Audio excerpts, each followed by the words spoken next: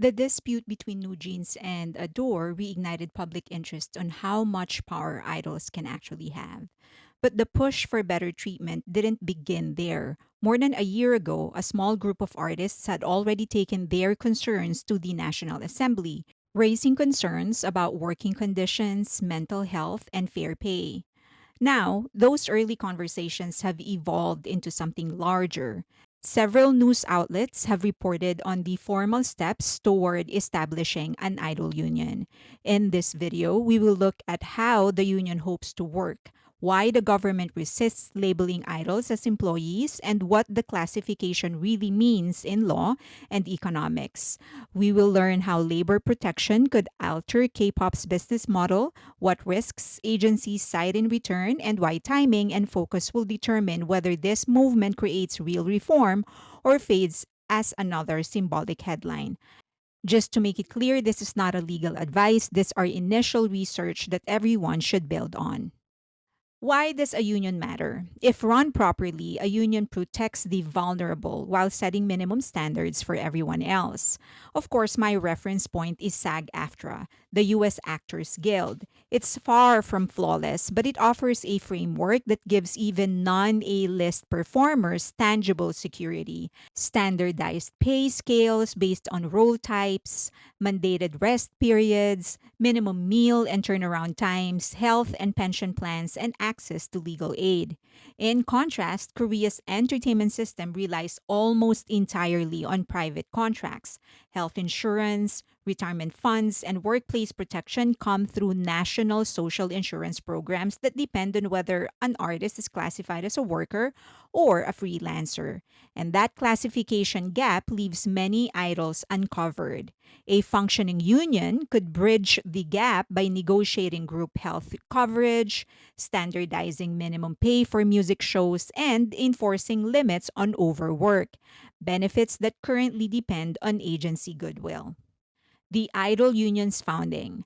The Idol Union Establishment Preparatory Committee, led by former Teen Top member Bang Min-soo, or CAP, and policy researcher So Min-soon, has filed to register a union with the Ministry of Employment and Labor. Singer Ai Lee is among the initial participants. Their stated goal: achieve legal recognition for idols as workers under the Labor Standards Act, improve mental health support and human rights protection, push for standardized manuals on harassment response and agency accountability.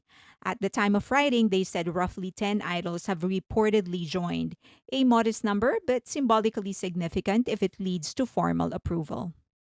Now, what's the legal hurdle? Well, who counts as workers? Under Korea's Labor Standards Act, a worker is someone who provides labor under an employer's direction in exchange for wages. And the law looks for clear indicators. Number one, whether the employer controls schedules and performance. Second, whether compensation is paid as salary rather than profit share, and whether the worker is integrated into the company's organization. For idols, the definition doesn't fit neatly. Their income comes from settlements, a share of revenue after deductions, not hourly or monthly pay. Their contracts are civil agreements, not employment relationships. That's why, even after years of dispute, the Ministry of Employment and Labor still classifies them as independent service providers rather than employees. So, what's the trade off? What if they get classified as workers? If idols were classified as employees, they'd gain basic labor protections: minimum wage, insurance enrollment, overtime pay, and severance. But they'd also lose the upside that currently comes with risk. Right now, when an idol or group becomes successful, the income split allows them to earn millions from albums, concerts, or endorsements. If they were employees, agencies wouldn't be obliged to pay them the 60 or 70% of profit share or settlement earnings. They could legally offer a fixed salary with incremental raises and bonuses, the standard model for employees. In short, idols would trade entrepreneurial risk for predictable income. That may protect most artists, but it caps the earning potential of the few who break through. There are also hidden costs and lost subsidies. Reclassification would also dismantle some of the in kind support that agencies currently provide. If idols become employees, agencies don't have to cover training, housing, or meals. They would pay wages instead. Under the current system, those expenses are advances recouped later for settlements. Of course, if they get paid, then they might be able to rent their own apartment or pay for everything else. And of course, there's the business reality. If every trainee counts as an employee, agencies must pay minimum wage during training years, contribute to all four major social insurances, and provide severance pay when contracts end. For agencies managing hundreds of trainees, most of whom never debut, this becomes financially impossible. That's why entertainment companies argue that employee status would collapse the training model that supports the industry. And of course, the export concern. K pop is one of South Korea's most valuable cultural exports. The government and industry associations view it as a creative industry, not a traditional labor market. If idols become employees, agencies would face rigid labor costs, slower decision making, and increased legal exposure, all of which could weaken Korea's competitive edge in global entertainment exports. To policymakers, labor reclassification risks turning a flexible creative engine into a bureaucratic one. And that will lead to risk of fragmentation. There's also structural concern. If idols are reclassified as workers, other creative professionals, influencers, voice actors, models, YouTubers will demand the same. And that would overwhelm Korea's labor law framework and open thousands of new classification disputes. Instead, the government prefers to handle artists through sector specific regulation via the Ministry of Culture, Sports, and Tourism, using the standard entertainment contract model rather than rewriting the Labor Standards Act. There's also the concern of timing and secrecy. Historically, unions form quietly before going public. Secrecy allows organizers to avoid retaliation or allow different agencies or companies to prepare for something like this. Announcing a movement early, as this preparatory committee did, risks media play without leverage. With only 10 members, the group doesn't yet represent the industry's breadth. And early visibility could invite political or corporate pressure before it gains stability. One thing is for sure, though, it is good in principle. But the question is who needs it the most? The idols who most need protection are not global names. Groups like BTS, Twice, Stray Kids, TXT already command leverage and access to private medical care, scheduling autonomy, direct line negotiations, creative autonomy. The union's energy should center on those thousands of lesser known idols who train for years, work full time schedules, and still never receive settlements after 7 years. And yes, mental health support is crucial, but it should be matched with practical welfare, health insurance, retirement funds, accident compensation, and clear safeguards for minors. These are systematic protections that a union should institutionalize and prioritize. Power moves and optics. The committee's early petition to revoke Hive's top enterprise certification says something. It demonstrates willingness to challenge the biggest company in the field. Yet Hive already maintains in house medical and mental health teams and gives trainees flexibility in training schedules. They are given free food and decent housing. Hive literally provides everything that they are asking for. So that raises the question of why they are going after Hive. I get that it could be posturing to show their muscles, beat their breast. I get it. However, focusing on one conglomerate risks turning a labor initiative into a political performance. The true test of legitimacy will be whether the union tackles industry wide issues. unpaid wages, especially of those thousands of idols who don't really make it big, long filming hours set by broadcasters, and unsafe working conditions that extend beyond any single agency. And let us remember, a union is not above the law. Some argue that a union could have prevented what happened between New Jeans and Hybenador. But even under a unionized system, that's unlikely.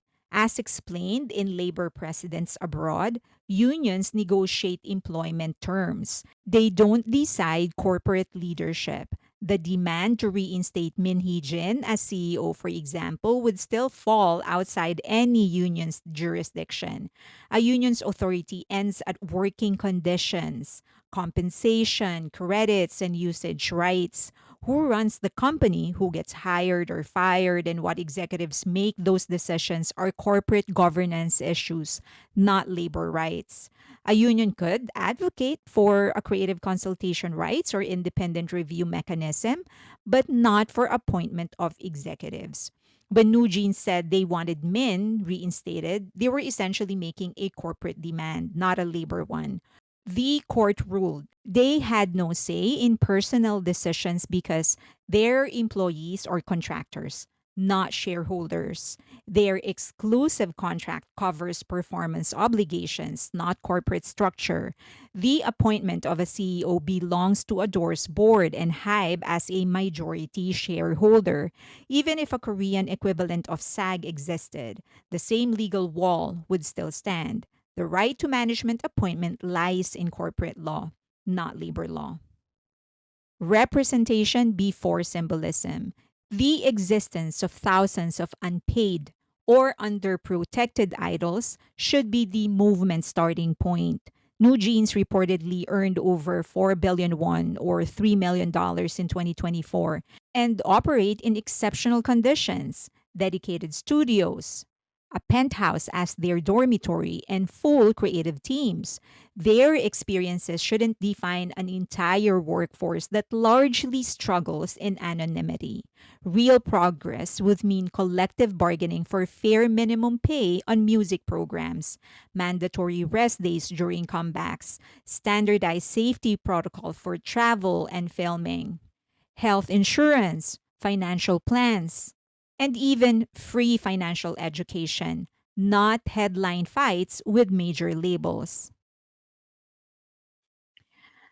Korea isn't really denying that idols work under direction or that they face abuse or that there are institutional problems. They're just saying that the idol system doesn't fit the standard employee model and that forcing it into that box is just going to destabilize the structure that actually funds it.